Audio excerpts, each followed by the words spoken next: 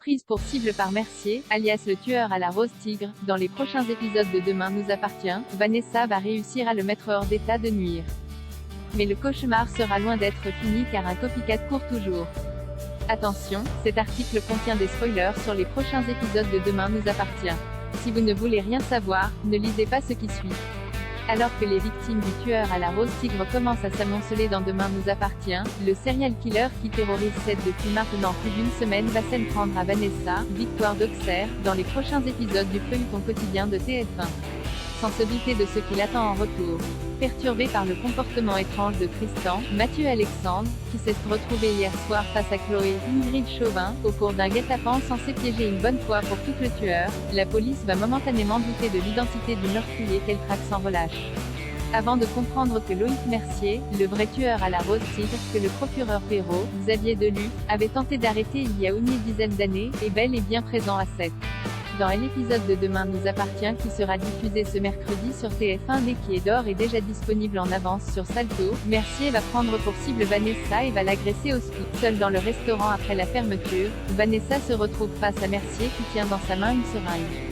La chef du Spoon tente de se défendre mais Mercier réussit à prendre le dessus et semble prêt à lui administrer du poison lorsque Vanessa s'empare de justesse d'un couteau, avant de poignarder son agresseur au niveau de l'abdomen. Un cliffhanger des plus haletants qui voit ainsi la victime se retourner contre le tueur et le mettre hors d'état de nuire.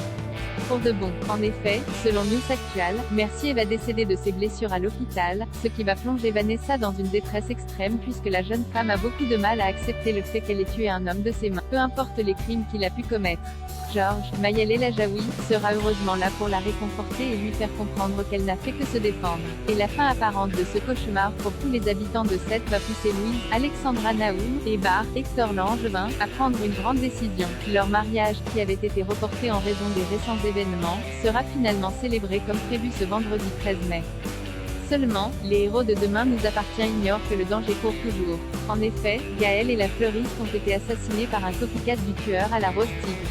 Le procureur Perrault va en venir à la conclusion que Mercier est venu à Seth pour se mesurer à ce tueur qui s'inspire de ses crimes et a tenté de lui rappeler qui était le maître en scène prenant à Vanessa et à la propriétaire de la boutique de robes de mariée. D'où le mode opératoire étonnant de Mercier à ce moment-là, qui n'avait pas l'habitude de s'en prendre à ses victimes avec une seringue lors de sa précédente vague de meurtres. Avec la découverte de l'existence de cet autre tueur en série, l'intrigue Noce Rouge va donc repartir de plus belle. La suite de Demain nous appartient semble d'ailleurs nous réserver encore de nombreuses surprises, à commencer par la mort d'un personnage important de la série, qui sera assassiné par le copycat en fin de semaine.